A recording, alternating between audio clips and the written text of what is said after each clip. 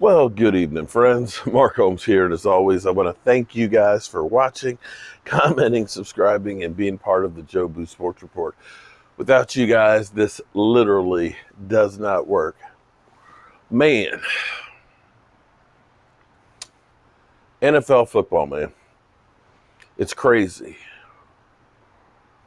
32 teams, the cream of the crop. It's crazy that there's really 10 on the face of the earth, say 10 really good quarterbacks. Out of billions of people, there's only a few that are really, really good. You're talking about the best of the best. And the same goes for coaches. There are very few that can really do it. That's why we see so many guys that keep getting recycled and, as people call them, retreads. That's why Jason Garrett can go from the Dallas Cowboys with a mediocre record, very little playoff success, go to New York for one season as offensive coordinator, have an offense that was second worst in the NFL, averaging under 200 yards a game, and yet get a job interview with the San Diego Chargers and have the Philadelphia Eagles interested in talking to him as well, because there's just not that many coaches out there. That's why Cowboy fans are now saying, maybe we should have had Jason Garrett back here after 1 year of Mike McCarthy. That's why when you see a guy who does good as a coordinator, people want to talk to him. Kellen Moore, college ranks. Baylor wanted him back. Now we hear the Eagles would like to talk to him. I don't think that he's going to talk to him. I think he's going to say, like Lincoln Riley said, thanks, but no thanks, Eagles. That's a shit show, and I don't want to have any parts of it. So, where do you go when you have a coaching vacancy? Do you get a guy who's had success, be it maybe not Super Bowl champions, that's a retread? Do you try one of the hot coordinators, people have been talking about Eric Bieniemy or Kellen Moore? Or do you go to the college ranks and say, we're going to get a college guy and bring him in, like the Jags just did with Urban Meyer? Now, here's the interesting thing. We're going to find out, because when we got rid of Jason Garrett, a lot of people were thinking Urban Meyer. That's a Jerry Jones type guy. Go get Urban Meyer. The thing about college coaches are, you don't know if you're going to get Jimmy Johnson, who was highly touted,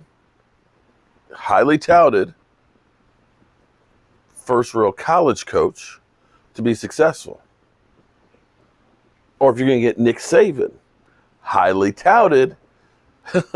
He left during the season from Miami and said, thanks, but no thanks. I'm going back to college. Where? He picked up right where he left off, and being the greatest college coach out there right now. FYI, you do know Jason Garrett's first year as a quarterback coach was under Nick Saban.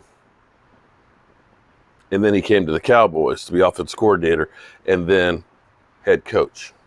Just putting that out there, just saying.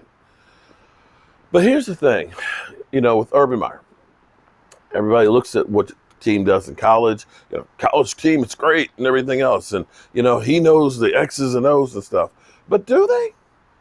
Do they really know them much better than anybody else? Because as many times as they always say, Dak Prescott has to have things perfect in order to win. I dare say most quarterbacks have to have a lot of things going for them to win. But be that as it may, if you're Nick Saban, you have your pick of talent. You have guys that are second and third strings that can be starters on other Division I-A teams. You're bigger. You're stronger, you're faster, you have more money to develop these guys, you've got more coaches to work with them. And more times than not, you can just show up against the competition because they're inferior. They don't have the wherewithal that you have. They don't have the advantages that you have. You got your pick of whoever you want to come there. Other teams are hoping to take your leavings because they know if you were even talking to them, they got to be a pretty good player just for you to even sit down and have a cup of coffee with them. The NFL, and here's the thing, you don't know if you're going to have a Chip Kelly. Because now the playing field is leveled. You don't have the pick of all the players like you used to, where you can be head and shoulders above the other competition. You can only spend so much money on these guys. And here's the other thing, too. When you're a college coach, you own the players. You control their future, their destiny, basically because, they have a scholarship, but they're really a series of 4 scholarships, and you can always rescind that sucker. You're a piece of meat to them. They own your ass. Bro, it ain't that way in the NFL. You can have players say, the scheme is too complex. The coaches don't teach. And you get kicked out of here. You can have players that say, you know what? I want to be part of the decision making, or you can trade me elsewhere. I refuse to play. You know what? I'm not getting my shoulder worked on till I get another contract. It's totally different than what you get in college. Totally different than what you get in college. It's more difficult. Now, we're seeing an evolution in some of the play calling with offenses using more college type plays with the quarterback, more run pass options, having more dynamic quarterbacks that can not only pass, but can run, can move around outside of the pocket and things, which having a college mind helps. But now the dynamics are a lot different. And it's going to be interesting to see how Lincoln Riley works within that system. And here lies the biggest problem for any NFL team. When you realize it's not working, Philadelphia's got a hole.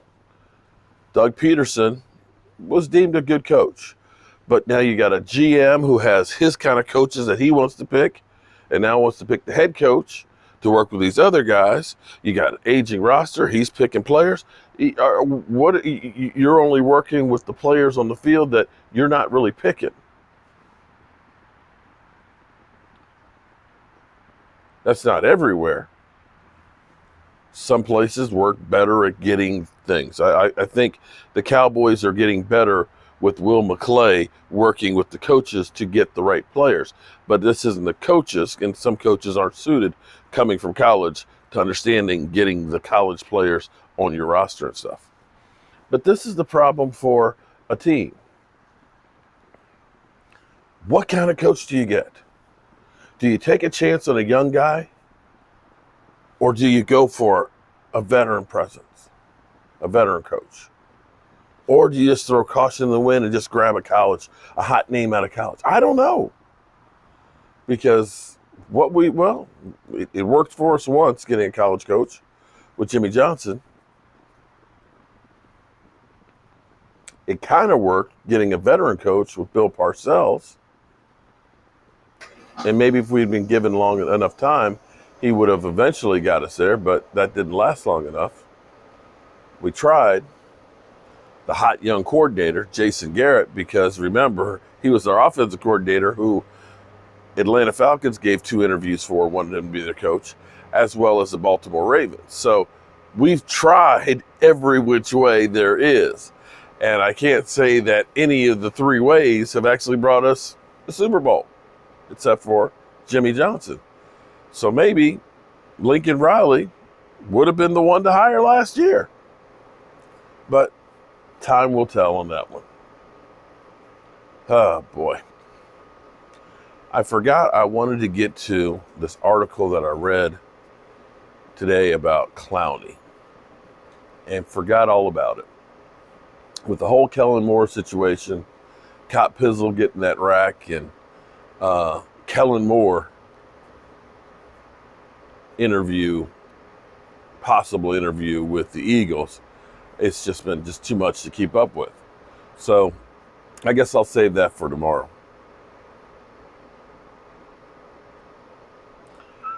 Hope you guys are having a great evening. Be safe out there, and I'll see you first thing in the morning. Peace out.